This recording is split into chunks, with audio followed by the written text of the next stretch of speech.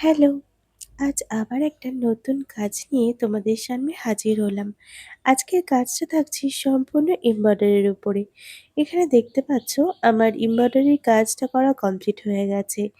এবার এটা থেকেই আমি একটা চোকার এবং দুটো ইয়াররিংস রেডি করব। জুয়েলারিটা যেহেতু আমি সম্পূর্ণ হাফ রাউন্ড শেপের উপরে রাখবো, তাই সেই মতন এখানে কাপড়ের অংশটা কেটে নিয়েছি।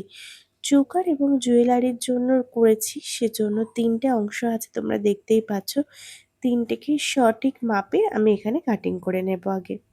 একটা জিনিস নিয়ে আজ তোমাদের সাথে আমি একটু আলোচনা করতে চাই, সেটা হলো আ অনেকেই আছে যারা নতুন জুয়েলারি কাজের সঙ্গে যুক্ত হয়েছে এবং অনেকেই আছে যারা পুরাতন। তো যারা নতুন যুক্ত হয়েছে তারা অনেকেই আছো, তোমরাও যারা ভিডিও দেখছো তাদের মধ্যেই হয়তো অনেকেও আছো, যারা বিনা কারণে হয়তো জুয়েলারি কিনবে না, কিন্তু শুধুমাত্র প্রাইসটা জানার জন্য ইনবক্স করছো। তাদেরকে অবশ্যই বলবো, কারুর জুয়েলারি সে কত প্রাইসে বিক্রি করছে সেটা জেনে কিন্তু তোমার কোনো লাভ হবে না। তোমরা তোমাদের কাজটা কতটা সময় দিচ্ছ, তোমার মেটেরিয়ালস এ কতটা খরচ পড়ছে, কাজের ফিনিশিং কতটা সুন্দর হচ্ছে, এগুলোই কিন্তু ম্যাটার করে। দামটা তোমরা নিজেরাই নির্ণয় করতে পারবে। তোমাদের পরিশ্রম, মেটেরিয়ালস খরচ এগুলো এক জায়গায় করে তোমরা নির্দিষ্ট দাম নিজেদের জুয়েলারির রাখতে পারবে। অযথা অন্যের প্রাইস জেনে কিন্তু সত্যিই তোমাদের কোনো লাভ হবে না। তবে তোমরা এটা করতে পারো যে কোনো কিছু জানার থাকলে অবশ্যই সত্যি কথা বলে তোমরা কন্ট্যাক্ট করতে পারো। আমি আশা রাখবো শুধু আমি বলে না, বাকিরাও তোমাদের হেল্প করবে।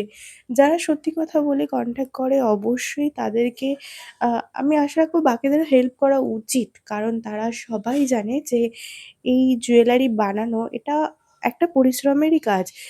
কোনো কিছুই বিনা পরিশ্রমে এমনি এমনি হয়ে যায় না। তাই যে করবে সে অবশ্যই জানে যে এটা কতটা পরিশ্রম লাগে। তাই আমি বলব, যারা নতুনভাবে কাজ নিজেরা করতে চাইছে তাদেরকেও হেল্প করো। তবে তোমরাও অবশ্যই সত্যি কথা বলেই যোগাযোগ করো। এটা তোমাদের সাথে আলোচনা করার কারণ এটা যে বেশ কিছুদিন ধরে আমি লক্ষ্য করছি অনেকেই ইনবক্স করছে যারা নিজেরাই জুয়েলারি রিলেটেড কাজের সঙ্গে জড়িত। তবে পরে গিয়ে বুঝতে পারছি যে তারা শুধুমাত্র প্রাইসটা আমরা কেমন রাখছি সেটা জানার জন্যই মেসেজ করছো। সেই জন্য আজকে এই বিষয়টা আলোচনা করা। তবে দেখো, তোমাদের সাথে গল্প করতে করতে আমার কিন্তু এই জুয়েলারিটার কাজ বেশ অনেকখানি এগিয়ে গেছে। এবার আমি কটন বলগুলো অ্যাডজাস্ট করব। দেখতে পাচ্ছ যেটায় আমি টার্সেল অ্যাড করেছি সেটা কিন্তু অবশ্যই চোকার। এখানে কটন বল আমি সাদা আর স্কাই ব্লু কালারের রেখেছি। জুয়েলারিটার ফাইনাল লুক কিন্তু তোমাদের সাথে আমার চ্যানেলে শেয়ার করে দেওয়াই আছে আগে থেকে, তাই তোমরা অবশ্যই দেখে নিও।